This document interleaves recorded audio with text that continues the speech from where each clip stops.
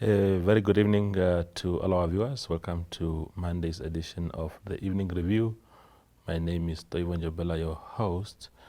Tonight on the show, we are joined by Rui Tyitende. He is a political scientist, and we are just here to have a laid-back, relaxed conversation about politics in the country as they pertain particularly to the current primaries in the Swapo party. Rui, welcome to the show. Thank you for making time. Thank you for having me. Yeah. So I suppose the first thing that we must unpack is your impression so far of the Swapo campaigns leading to Congress in November.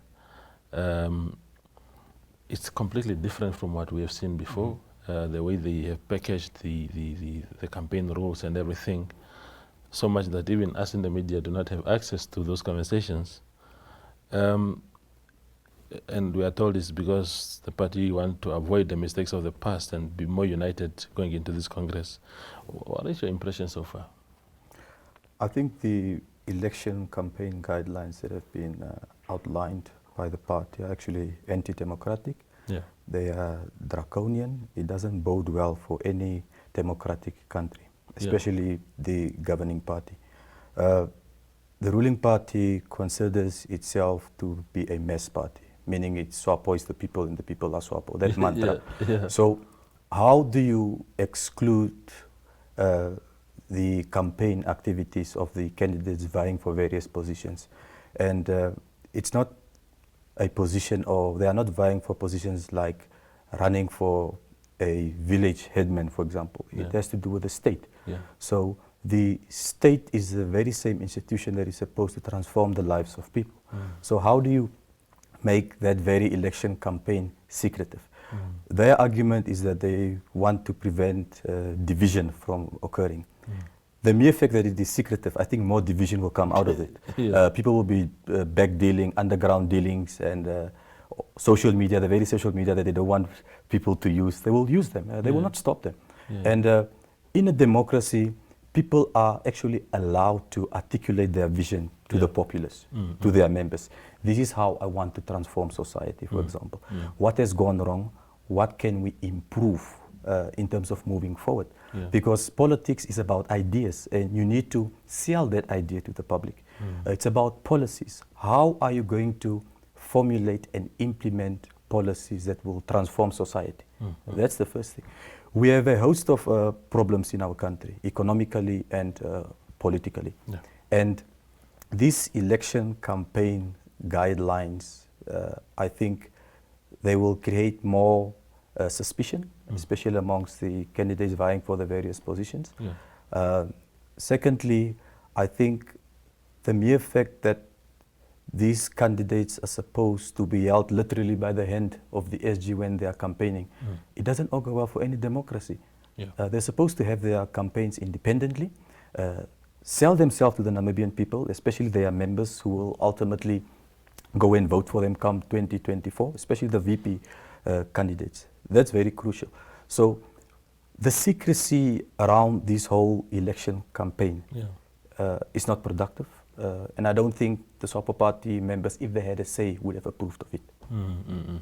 Yeah, because I mean, in my case, I was very, very surprised by the rules. They are so draconian in so many ways, and people having to campaign together.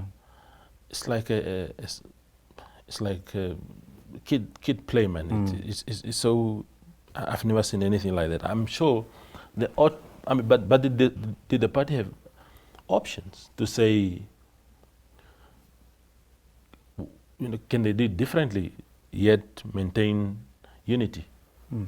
It's a good question. How do those candidates campaign openly through their various constituents and at the same time have unity after the Congress? So how do you do that? I think politics by its very nature is competitive. It's a competitive process, and it will have a losers and winners at the end of the day. So the key thing is how they manage the fallout. It shouldn't be a winner-takes-all approach. For example, we've seen how in the past how even those that have lost, they've still been able to secure their ministerial positions. They were still members of parliament as a consequence of everything, the parliamentary system, so they couldn't be booted out. But in any democratic dispensation, the ability to manage conflict, to manage discontent, and to unify your people depends on the leadership. If you have a leadership that will not consider those that have lost out as enemies, they will be able to unite the party going forward. It was a contestation about ideas, not personality. That's the first thing. Secondly, politics is about compromise and consensus. The winner should reach out to the candidate that has lost and say, I understand that you have lost, Toivo. However, for the betterment of the movement, can we not hold hands and actually assist me in my role as the VP or president, whatever the case might be, and then we take the party forward.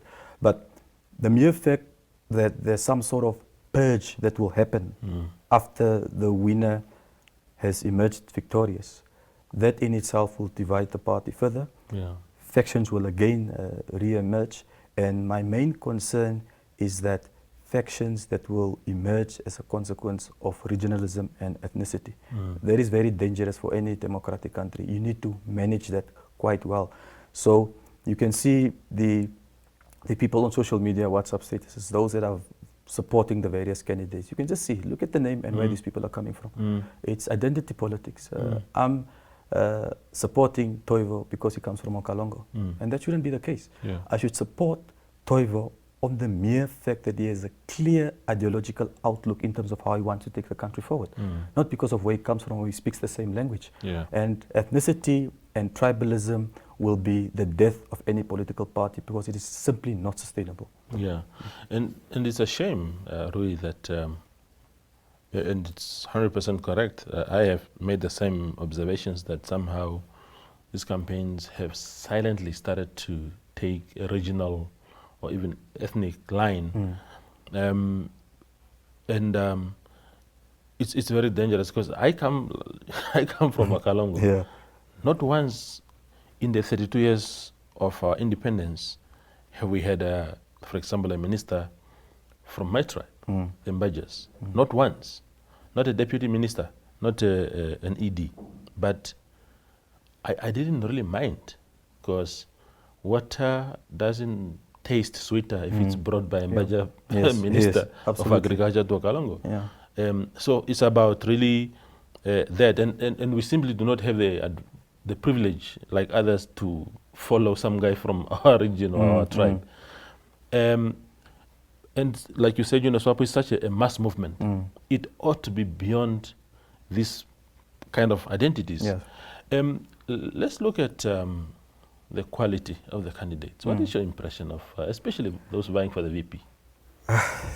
Toivo, if you look at those three candidates that have emerged for the VP position, I think it actually tells you the overall state that the governing party is in. All three candidates have spoken about, for example, corruption. I think just last week in one of the local dailies, Netumbo Nandi-Ndaitwah spoke about corruption, equating it to treason. Sarah Kukangora Madila spoke about the effect corruption can have on economic development. It can derail development. Just on your show recently, you had Pohamba Shifeta. He spoke about the institutions that are tasked to deal with corruption. So in short, all of those three candidates are against corruption, and you can somehow, in a nutshell, summarize that corruption to them is like a cancer. But I think there's no shortage of disagreement in our national political discourse that Swapo is actually that cancer, and Swapo is actually that cancer that is killing Namibia. If you look at the fish rot saga, for example, those two senior ministers that have been arrested and how hundreds of Namibians have lost their jobs. Personally, I don't think any of those candidates are fit to govern based on their track record, based on the mere fact, if you look at their public statements of what it is that they want to do. Yeah. And another challenge is that we do not know what they want to do as a consequence of these election campaign guidelines. But they have past track record in government. What is it that they have done that is extraordinary for Namibian people to say, man, I think I'm going to gun for this candidate, simply because of the programs and policies that they have initiated and the success of those policies. And Netumbo Nandi-Ndaitwah, she's perceived as the integrity candidate, the least corrupt or not corrupt person. But she was a beneficiary of a corrupt process in the 27 Swapo Party Congress. So, knowing the public revelations that came out that this thing was bankrolled as a consequence of the proceeds from state money, she should have resigned as a matter of principle. Take a moral stance and resign, say, I will not be part of this. Under Sarah Kukongela, we all know the media revelations about the farm that they have acquired and selling it back to government at an exorbitant price. I mean, those are ethical things that a leader shouldn't find themselves in.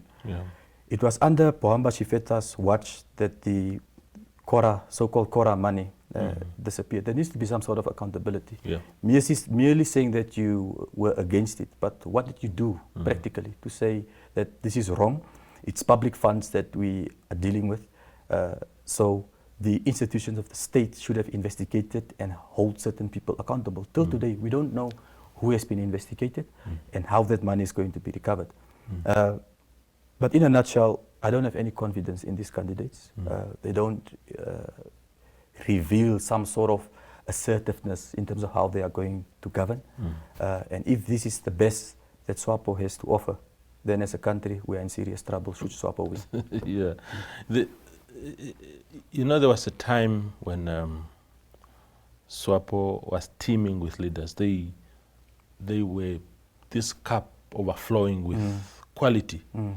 In 2004, for example, when they held their extraordinary congress that settled for Pohamba against Nas Angula and Idipa Mtenya, there were so many other choices, even beyond these three. The Moseshi Tenderos, the Tio Ben Kurerabs, so many guys that were there. But this time around, the pool of quality seems to be so small. Isn't that just a shame for an organization as big as Swapo? No, it's a big shame. I mean, Swapo used to be full of intellectuals.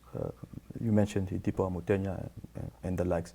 But I think most of those intellectuals are no longer in the party structures. They're in the civil service, they're in the private sector, they're in the SOEs. But they have this sort of disdain for entering politics because they perceive politics as being a dirty game. But politics is not a dirty game. It is the people in politics that are dirty. So we need to distinguish that firstly. Secondly, if you look at the problem articulation or the policy articulation of government since President Kainkop came into power, make no mistake, if you have read the Harambee Prosperity Plan 1 and 2, it's a brilliant document that clearly outlines how the various social ills will be addressed economically, politically, and culturally. But there appears to have been no appetite to ensure that those policies are actually implemented. And that's where the current government has failed, and they have failed spectacularly. They need to transcend beyond rhetoric. People don't eat rhetoric. If you look at the articulation of these leaders that are vying for the VP position, they talk about shared prosperity, rural development. What does that mean practically? What does it mean when you say shared prosperity? Shared prosperity for whom? And how are you actually going to transform society? Practically, just give a very clear example. I'll go back to your previous question about the candidates. Netumbo Nandi-Ndaitwah spoke about getting water from the DRC, for example. Namibia has a serious water problem. That's how many kilometers away? More than 3,000 kilometers away from Namibia. Where the very same region where she comes from, in Ohangwena, has two aquifers that has underground water that can boost the rural economy and agriculture. So it shows you how distant these people are from the experience difficulties that most Namibians are facing. Another issue that one can think about is the wood that we export from the Kavango, Western Kavango East region. We have our brothers here at Arabush. Yes. The city plans on moving them. Where to, I do not know. At the same time, we are exporting that wood in raw form by Chinese companies going to China and coming back as furniture. Yeah. While those people have the capabilities, I have a table, I buy from those guys. Yeah. It shows you that our problems are artificial by their very nature. Yeah. Artificial in the sense that there is no determination, there's no appetite to address society's concerns. You can simply convert the Ramatex building, bring those guys together, form some sort of consortium, create the furniture here, amend the Public Procurement Act, for example, to say any state office, ministry and agency, if you're procuring furniture, 80% of your furniture should be local. And I think that thing can cascade down even to the private sector. Why not? That is how you boost the economy. That is how you create jobs. We are sitting literally on our brains. And these problems, by their very nature, can be resolved. It's just the political appetite, the political will is not there. I don't know whether it's a consequence of a poverty of ideas or these leaders are intellectually bankrupt. I do not know. But our problems, by their very nature, are artificial. Definitely. We go for a quick break and return for second half. Bookings for Namibia Tourism Expo 2022 are open. The expo will take place from 3 to 5 November 2022 in Windhoek. To secure your booking, visit nte.nmh.com.na. And for more information on the expo, follow all Namibia Media Holdings platforms. The expo is supported by the Ministry of Environment, Tourism and Forestry, Namibia Tourism Board, FENATA, City of Windhoek, and Namibia Media Holdings. Namibia Tourism Expo, taking tourism to the regions. The Evening Review is a daily interview-based talk show that dissects and expounds on current affairs as they occur in Namibia. The show aims at reaching Namibians of all age groups who seek better understanding of the state of current affairs in the country. This show is broadcasted on NTV, 1up2.com and cross-shared on the following Facebook platforms, Namibian Sun and Namibia Media Holdings. The Evening Review focuses on interviews, latest news and up-to-the-minute current events. Contact evening at synergy.com.na.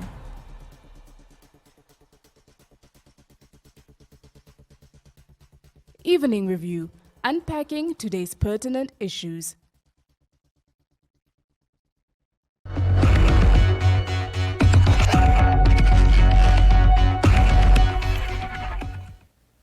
The show continues.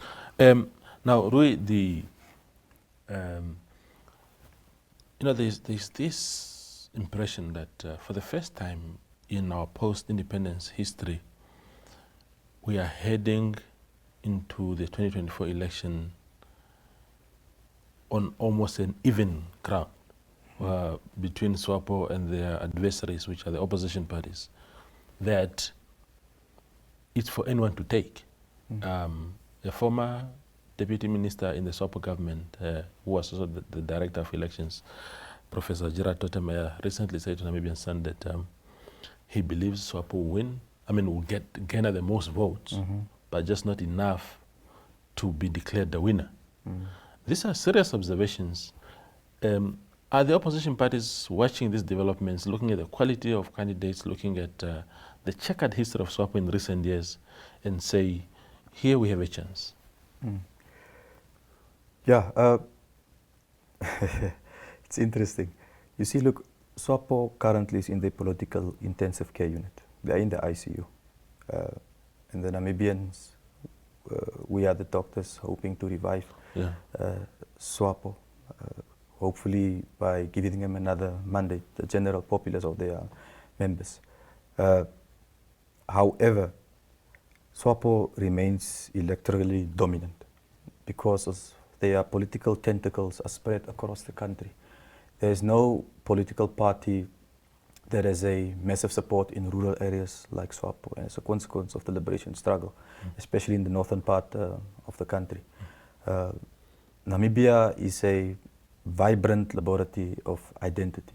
People coming from different ethnic groups, people coming from different tribes.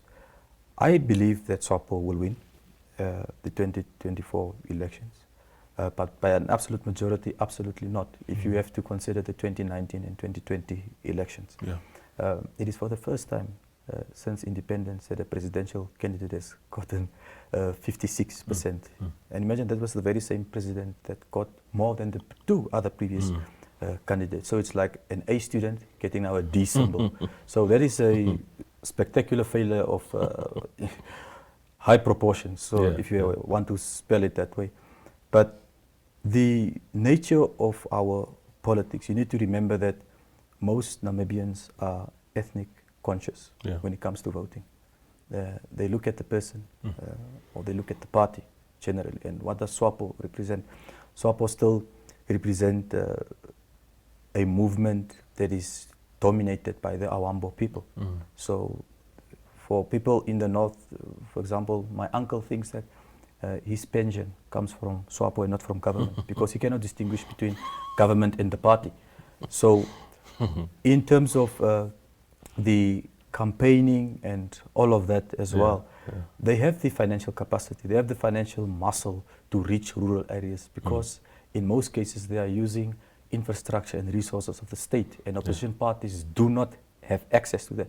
Democracy is very expensive. You need financial resources to reach even the most remotest of areas.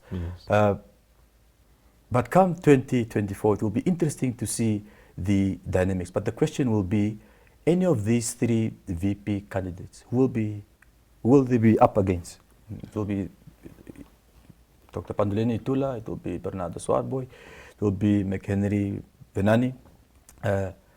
But you need to remember that the 2019 and the 2020 election, the reason why Swapo lost, it has nothing to do with the ideological alternative that is being proffered by the opposition, but it's a direct consequence of Swapo's incompetence in terms of policy. The fish rot saga, the high unemployment rate, especially amongst the youth. You would need to ask yourself the question, in 2019, Itula emerged from nowhere. He wasn't known in the public scene in terms of politics.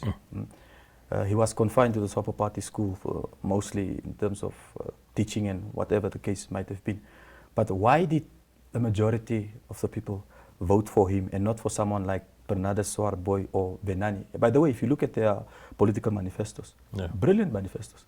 But why did they not vote for them? Why did they vote for this new kid on the block? And where did those votes originate from primarily? Urban areas and from the northern regions. So it goes back to my point that Namibians are ethnic conscious when it comes to voting. The two regions that supported Swapo, the Kavango and the Oangwena, I don't see that changing anytime soon. But the dynamics in the urban areas will definitely change because those people that are migrating from rural to urban areas are experiencing these difficulties on a daily basis. Politics is about bread and butter issues, about improving the material conditions of people. So the more people migrate to urban areas, the more you will see Swapos decline if they don't improve in terms of service delivery. Yeah, indeed. Rui, it was a pleasure having you on the show today. You're most welcome. Yeah, please do come back again. All right. There was Rui Tyitende. He is a local political scientist. I'm one of his biggest fans because of his views. And yeah, he demonstrated again tonight why we had him on the show tonight. I hope you enjoyed. Good night.